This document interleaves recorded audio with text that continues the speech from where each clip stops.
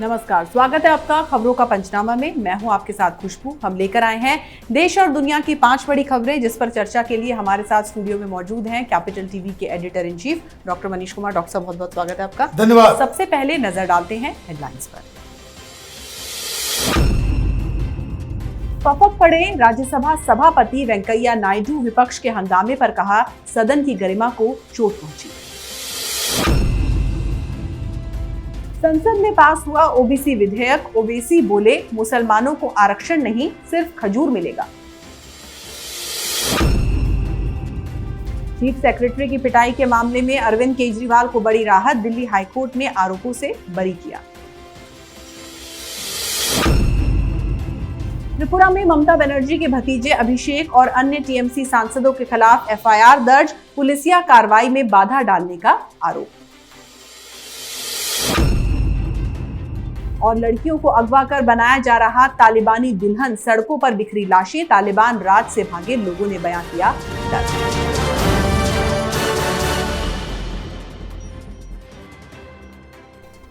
रुक करते हैं पहली खबर का। आज सुबह 11 बजे सदन के शुरू होते ही राज्यसभा चेयरमैन वेंकैया नायडू ने अपना लिखा हुआ भाषण पढ़ना शुरू किया। वेंकैया नायडू ने कहा कि कल जिस तरह से कुछ सदस्यों ने यहां सदन के अंदर चेयर की ओर किताब फेंकी, खराब शब्द इस्तेमाल किए और हंगामा किया, इससे सदन की गरिमा को भारी धक्का पहुंचा है। इसके कारण मैं बहुत आहत हूं। और ये कहते हुए सभापति वेंकैया नायडू का गला भर आया और वो रो पड़े। राज्यसभा सभापति वेंकैया नायडू ने राज्यसभा शुरू होते ही कल हुए हंगामे को लेकर अपनी आपत्ति और गहरे दुख को व्यक्त किया, लेकिन अपना वक्तव्य पढ़ते हुए जैसे ही उनका गला रुंधा, वैसे ही विपक्ष ने एक बार फिर से हंगामा करना शुरू कर दिया। टीएमसी, कांग्रेस और अन्य विपक्षी सांसद वक्तव्य का विरोध करने लगे। इसी शोर में सभापति ने अपना वक्तव्य खत्म करते हुए कहा कि मैं ये सदन ऐसे नहीं चलाना चाहता। इसके साथ ही उन्होंने सदन की कार्रवाई 1 घंटे के लिए स्थगित कर दी। डॉक्टर साहब, इस विपक्ष की अक्ल आखिर कब ठिकाने आएगी? देखिए, जो हुआ है बहुत ही शर्मनाक हुआ है। बिल्कुल।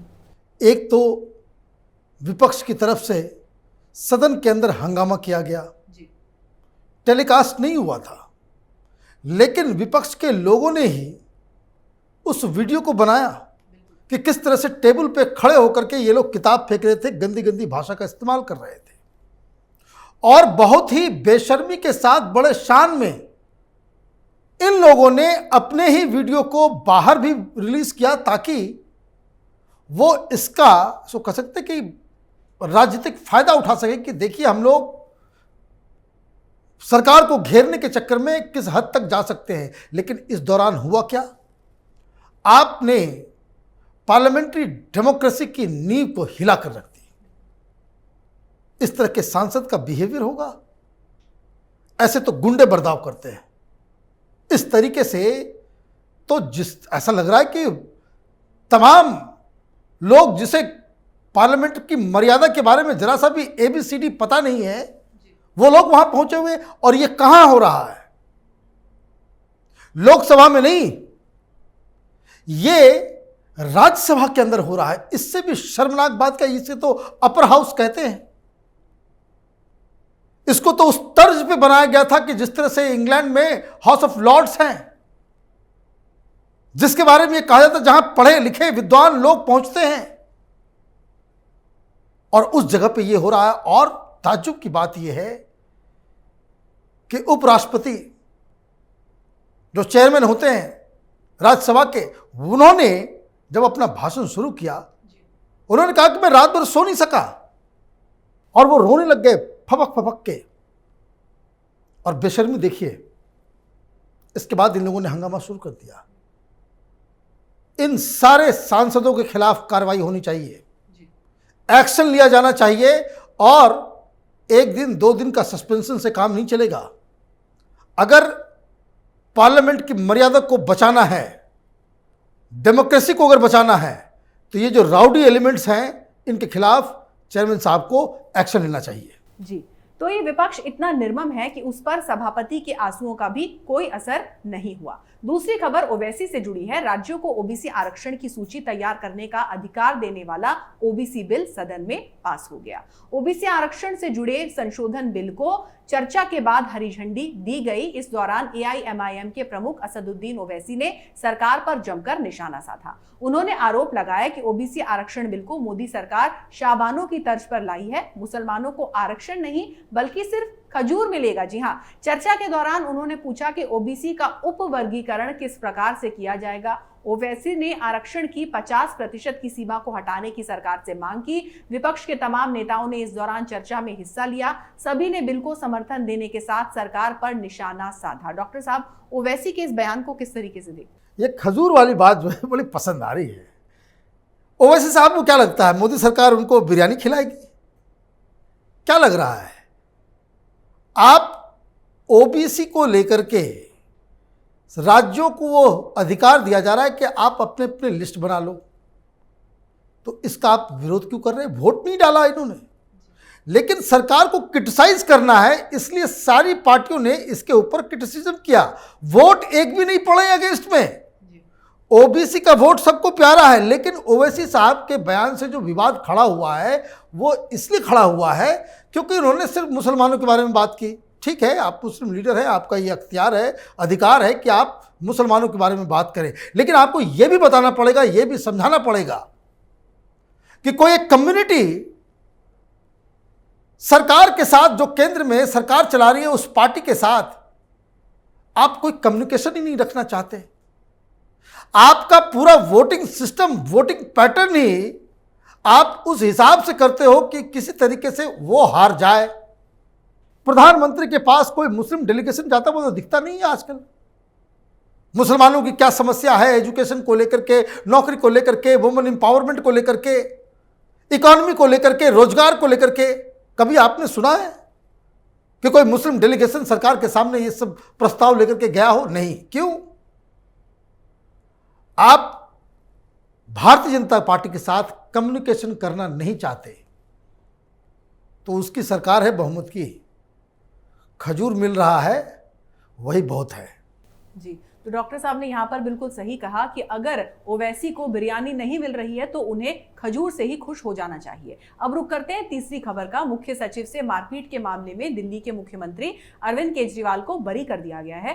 दिल्ली के डिप्टी सीएम मनीष सिसोदिया ने ये जानकारी दी है। मुख्यमंत्री अरविंद केजरीवाल ने इसे सत्य की जीत बताया है। मनीष सिसोदिया ने कहा, हम पहले दिन से कह रहे थे कि ये सब अरविंद केजरीवाल के खिलाफ षड्यंत्र है। आज अदालत में भी ये साबित हो गया। ये दिल्ली सरकार को गिराने का षड्यंत्र था। ये षड्यंत्र पीएम मोदी, भारतीय जनता पार्टी और उनकी केंद्र सरकार के इशारे पर रचा गया था। उनके इशारे पर दिल्ली पुलिस ने अरविंद केजरीवाल के खिलाफ मारपीट का एक झूठा मुकदमा दर्ज किया। इसके बाद उनके घर और दफ्तर पर छापेमारी की गई। ये मुकदमा इतना झूठा था कि इस मामले में आज कोर्ट ने अरविंद केजरीवाल के खिलाफ आरोप तय करने से भी मना कर दिया। डॉक्टर साहब, मनीष सिसोदिया की बात में कितना दम है?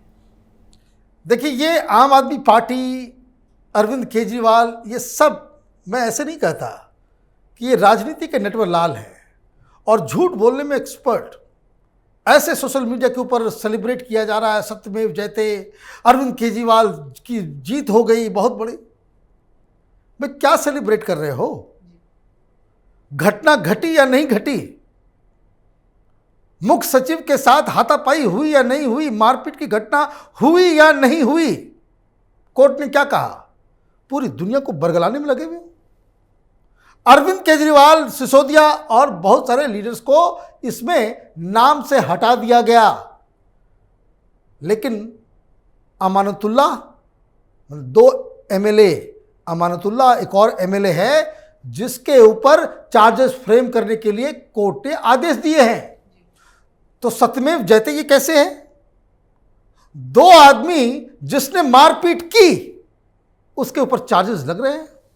आप साथ में थे, आपने हाथापाई नहीं की, लेकिन वो तो कानूनी मसला है, कानूनी दांवपेच है कि आपने हाथ छोड़ा या नहीं छोड़ा। लेकिन अगर आप उसको पॉलिटिकल एथिक्स के हिसाब से अगर आप देखें तो मुख्यमंत्री जिस जगह पे है और उसका 2 एमएलए मुख्य सचिव के साथ हाथापाई कर रहा है, गाली गलौज कर रहा है, तो जिम्मेदारी किसकी? कानून के हिसाब से तो आप बरी हो जाएंगे, लेकिन एक जैसे कह सकते हैं कि समाज की नज़र से, राजनीति की दृष्टि से आपका भी तो कोई दायित्व होता है। और ये सेलिब्रेट क्या कर रहे हैं? आम आदमी पार्टी के दो विधायक इस केस में इनके खिलाफ चार्जशीट हो रहा है, उसको ये सत्यमेव जयते बता रहे हैं। तो ये छलावा है। टेक्निकल पॉइंट पे कानून की दृष्टि से इन लोगों को ये कहा गया कि भाई 9 लोग मारपीट में नहीं थे, और जो 2 लोग थे उनके खिलाफ कोर्ट ने आदेश भी दिए हैं। अब घटना घटी है, कौन जिम्मेदार है? तो कोर्ट होता किस लिए है?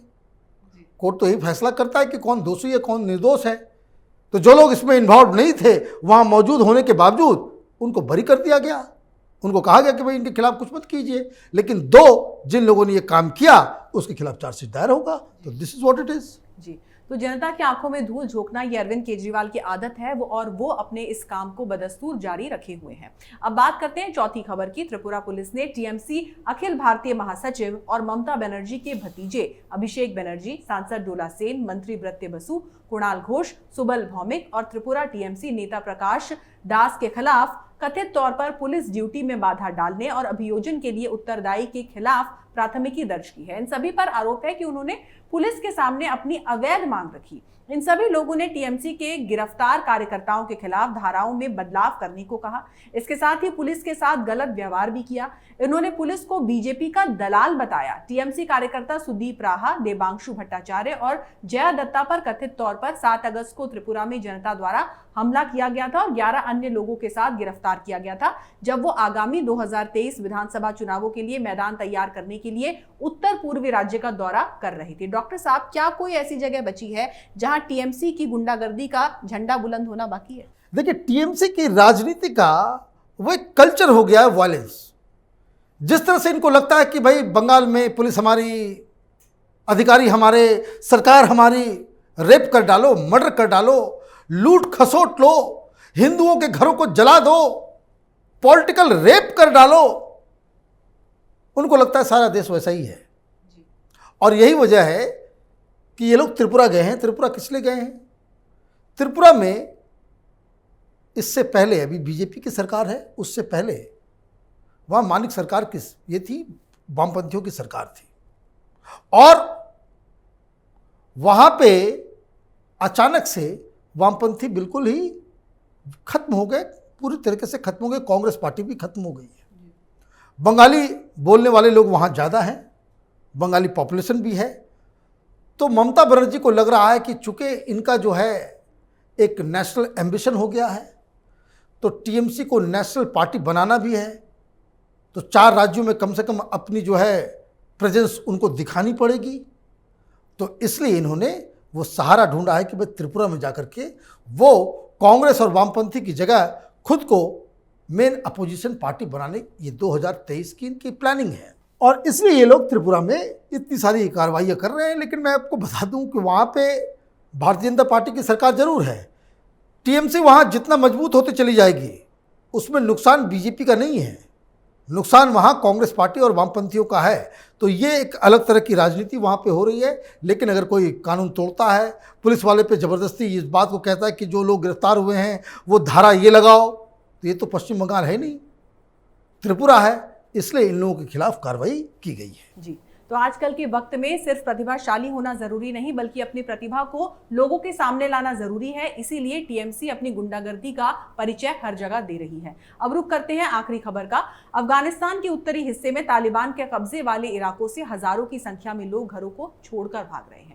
इनमें से कई लोगों ने तालिबानी लड़ाकों द्वारा की जाने वाली क्रूर कार्रवाइयों की जानकारी दी है। लोगों ने बताया कि तालिबान के कब्जे वाले इलाकों में सड़कों पर लाशें बिखरी हुई हैं, लड़कियों को अगवा किया जा रहा है और तालिबान लड़ाकों से उनकी जबरन शादी करवा दी जा रही है। युवा लोगों को तालिबान की ओर से लड़ने को कहा जा रहा है। तालिबान के कब्जे वाले इलाकों से अधिकतर लोग भागकर राजधानी काबुल पहुंचे हैं।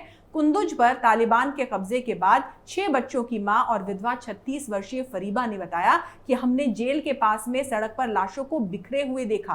उसके पास कुत्ते खड़े थे। कुंदुज से ही भागकर काबुल पहुंचने वाले 22 वर्षीय मीरवाइज खान अमीरी ने कहा कि 3 दिन पहले तालिबान ने एक नाई की सिर्फ इसलिए हत्या कर दी क्योंकि उन्हें लगा कि वो सरकार के लिए काम करता है, लेकिन वो सिर्फ एक नाई था। डॉक्टर साहब, तालिबान का यह आतंक आखिर कब थमेगा? आपने एक ऐसा सवाल पूछा है जिसका जवाब देना बड़ा कठिन है। जिस तरीके से पूरी दुनिया भी मूक दर्शक बनी हुई है, तब तो ये वायलेंस थमने वाला नहीं है। अभी 6-7 महीने तक इसी तरीके का वायलेंस होगा। अभी जिन इलाकों में हो रहा है वो तुर्कमेनिस्तान और उज्बेकिस्तान से सटे बॉर्डर्स के ऊपर, वो जो नदर्न इलाका है अफगानिस्तान का, उसके ऊपर तालिबान का वर्चस्व साफ साफ दिख रहा है। और तालिबान आएंगे तो ये कोई रॉकेट साइंस है कि जिस जगह पे तालिबान का शासन आ जाएगा, जिस जगह पे तालिबान का कब्जा हो जाएगा, वहाँ सबसे पहला टारगेट कौन होगा? महिलाएं होंगी। ये तो दरिंदे हैं हर जगह।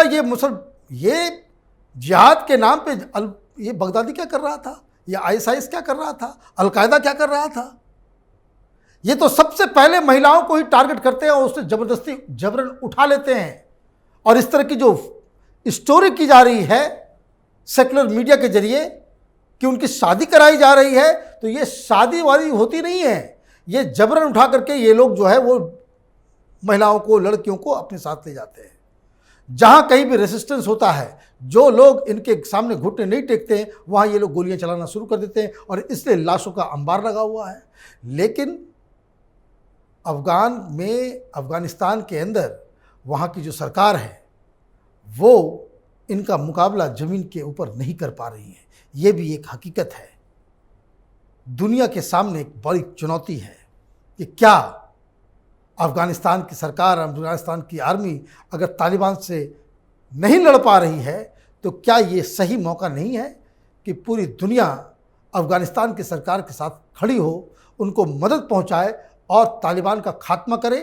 नहीं तो अगर ये सरकार जाती है, तालिबान का कब्जा फिर से अफगानिस्तान पे होता है, तो ये दुनिया के लिए एक बहुत बड़ा खतरा बन सकता है। जी डॉक्टर साहब, बहुत बहुत धन्यवाद इस तमाम जानकारी के लिए। धन्यवाद। तो खबरों का पंचनामा में आज के लिए बस इतना ही। देश विदेश की बाकी खबरों के लिए आप देखते रहिए कैपिटल टीवी। हमें लाइक करें, शेयर करें और कैपिटल टीवी को सब्सक्राइब करें। नमस्कार।